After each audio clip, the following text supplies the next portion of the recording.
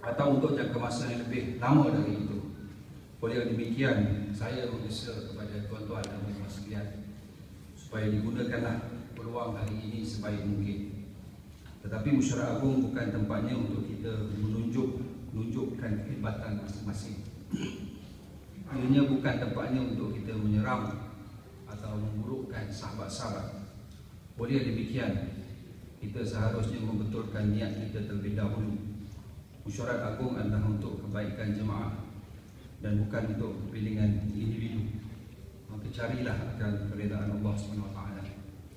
Tuan-tuan dan puan-puan sekalian, malam sekali pada hari ini di antara ketiga-tiga parti Pakatan Rakyat, PAS dilihat sebagai satu parti yang bermasalah. Kelenggahan terbuka di kalangan pimpinan dan perbezaan pandangan yang dizahirkan kepada umum membuat PAS dilihat sebagai satu parti yang tidak stabil. Ia bukan saja memberi kesan kepada pandangan masyarakat terhadap PAS, tetapi juga memberi kesan kepada pemikiran dan sikap ahli-ahli PAS hingga ke akar bumi. Budaya berkonflik dan hilang rasa hormat di antara satu sama lain telah meresap ke pelbagai peringkat parti. Malah ada yang menganggap konflik dan budaya sanggah menyanggah sebagai satu perkara yang biasa di dalam jemaah. Akhirnya, peristiwa-peristiwa menjelang muktamar dan mesyuarat-mesyuarat agung tahun ini sedikit sebanyak menghakis keyakinan rakyat terhadap PAS. Sebagai aktivis parti, kita mesti mengakui realiti ini dan mencari jalan penyelesaiannya. Walau bagaimanapun saya percaya bahawa penyelesaian menyeluruh bukan di peringkat kita, tetapi di peringkat tertinggi. Saya percaya PAS mesti lebih tegas di dalam menangani masalah-masalah disiplin. Sekiranya penguatkuasaan di peringkat tertinggi adalah longgar, maka ahli-ahli di bawah merasakan mereka boleh melakukan apa saja dan sesuka hati mereka. Masanya telah tiba bagi pimpinan di semua peringkat bersikap tegas dengan sebarang masalah disiplin. Tuan-tuan dan puan-puan yang saya hormati sekalian, sebagai aktivis kita mahukan masa yang depan yang cerah bagi PAS. Masa yang depan yang cerah ini tidak akan dapat dicapai tanpa pengorbanan. Pengorbanan yang paling utama ketika ini adalah meletakkan kepentingan jemaah mengatasi kepentingan individu atau kepentingan kumpulan-kumpulan tertentu. Segala tenaga perlu disatukan untuk mencapai matlamat yang satu. Sekiranya setiap dari kita memiliki agenda mereka tersendiri, maka matlamat jemaah tidak akan tercapai. Kita mungkin kelihatan hebat sesama kita, tetapi kita tidak akan dihormati oleh rakan-rakan. PAS mesti solid jika mahu menjadi penentu kepada landscape politik negara. Kita tidak seharusnya menurut rentak politik yang ditentukan oleh orang lain, tetapi kita yang patut menentukannya. Pimpinan PAS di semua peringkat mestilah berupaya membaca suasana politik semasa dan memanfaatkannya untuk kepentingan Islam. Kita harus lebih bijak kerana Islam sentiasa dimusuhi sepanjang zaman. Kita mesti berupaya melihat ke hadapan, tidak terkejut dengan perkembangan-perkembangan yang mendatang, tetapi bersedia dengan perancangan-perancangan untuk menghadapinya. Tuan-tuan dan puan-puan yang saya hormati sekalian, PAS telah bermula sebagai satu parti alim ulama. Kemudian ia telah bertapak di utara dan di pantai timur tanah Melayu, menguasai Kelantan dan Terengganu, juga memenangi kerusi-kerusi di Kedah dan Perlis. Kemudian apabila tercetusnya kebangkitan Islam selepas revolusi Iran, berlaku pertukaran kepimpinan di dalam PAS dan PAS mula berkembang ke negeri-negeri pantai barat. Sementara ledakan reformasi tahun 1998 telah dapat dimanfaatkan oleh PAS, di mana PAS telah berjaya menarik lebih ramai ahli yang sebelum ini kita tidak terfikir akan menyertai perjuangan PAS. Hari ini PAS telah hilang imej parti Pak Lebay atau parti Pantai Timur. PAS hari ini lebih inklusif menggabungkan tenaga ulama profesional dan marhain. PAS perlu terus menjadi gerakan hala perdana atau mainstream movement supaya agenda Islam PAS dapat dicapai. Ia tidak boleh bergerak untuk orang-orang Islam sahaja. PAS perlu berorientasi sempadan bangsa dan agama sesuai dengan Islam yang merupakan rahmat untuk semua. Ini perlu berlaku bukan saja di peringkat tertinggi tetapi juga di peringkat akar umbi. Aktivis PAS bukan saja mesti berupaya untuk berperanan di kalangan orang PAS tetapi di kalangan mereka yang bukan PAS. Berperanan di kalangan orang Islam tetapi juga di kalangan orang bukan Islam.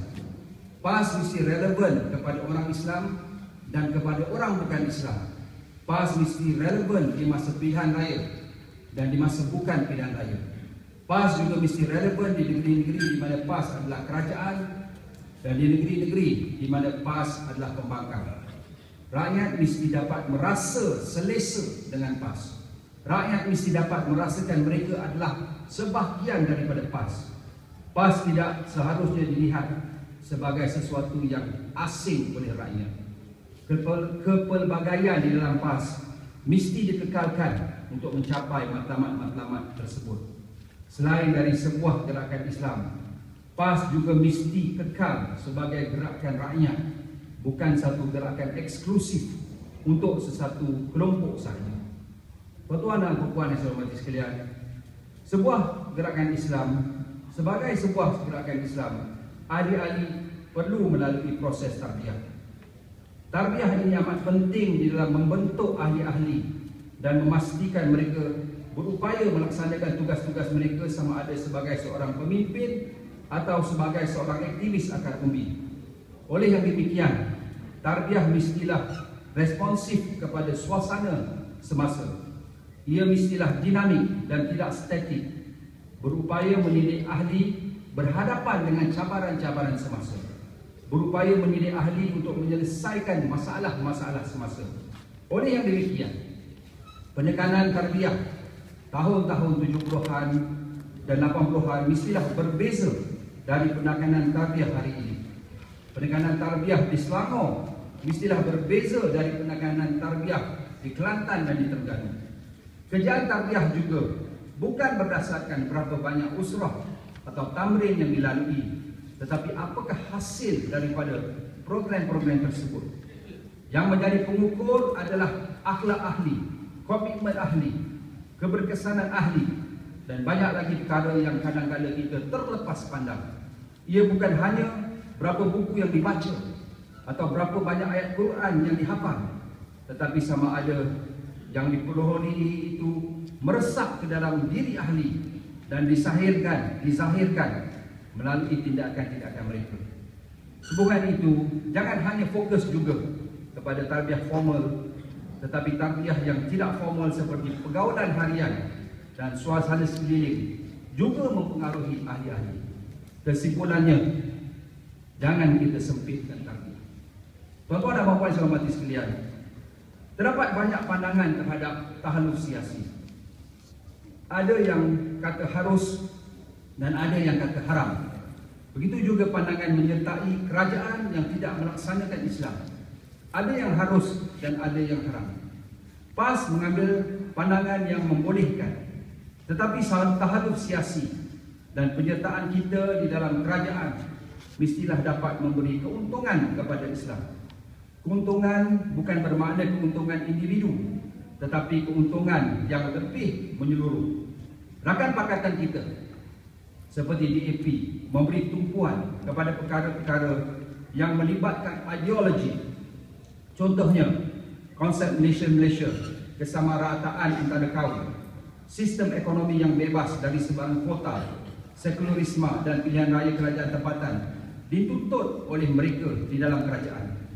PAS sebagai sebuah jemaah Islam perlu juga memberi tumpuan kepada aspek-aspek ideologi ini dan bukan hanya daripada aspek-aspek material saja.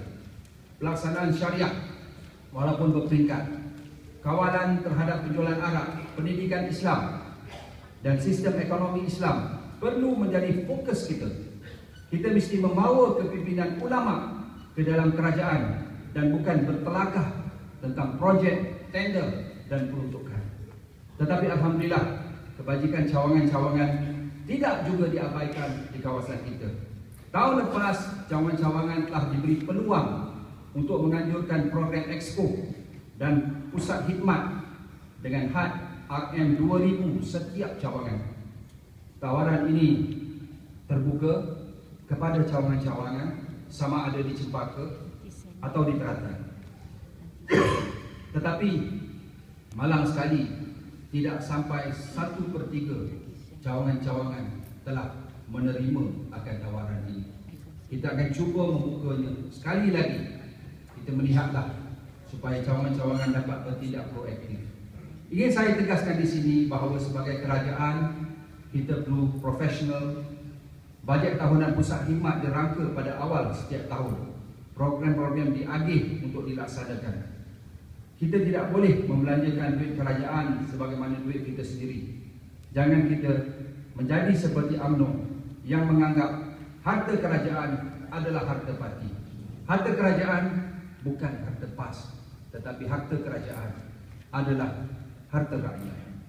Tuan-tuan dan puan-puan yang saya hormati sekalian, akhir sekali saya berharap bahawa kita dapat bekerja sebagai satu jemaah. Rakan-rakan pakatan lain kelihatan padu, sama ada DAP atau PKR. Sepatutnya PAS sebagai satu gerakan Islam menunjukkan contoh yang baik. Persaingan untuk mendapat ahli-ahli baru hari ini adalah terbuka. DAP juga ada pimpinan dan ahli-ahli berbangsa Melayu. Malah DAP telah menubuhkan cawangan di Mesir dan pimpinan DAP telah menziarahi pelajar-pelajar Malaysia di Timur Tengah. Jangan kita mengambil mudah atau take for granted bahawa pilihan orang Melayu Islam adalah hanya PAS, PKR dan UMNO. Orang Melayu memerhatikan, rakyat memerhatikan, dan mereka boleh membuat pilihan. Tuan-tuan dan puan-puan sekalian, akhir sekali saya nak mengucapkan terima kasih di atas komitmen yang telah diberikan oleh dewan-dewan dan cawangan-cawangan untuk memastikan bahawa PAS terus mantap di kawasan Pandan ini.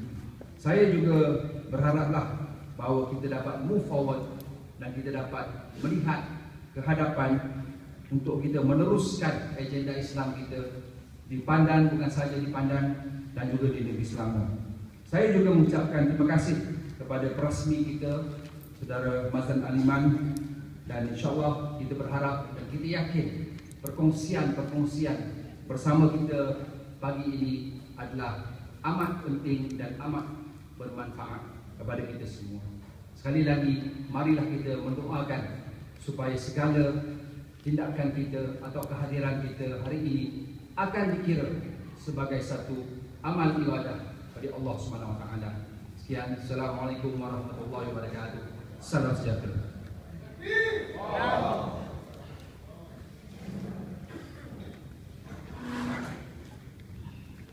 Majlis mengucapkan terima kasih kepada Yang di-Pertua Kuasa Kawasan Pandan yang berhormat dan Jenderal Selamat kerana telah menyampaikan ucapan kepada pagi ucap. Mudah ucapan tadi boleh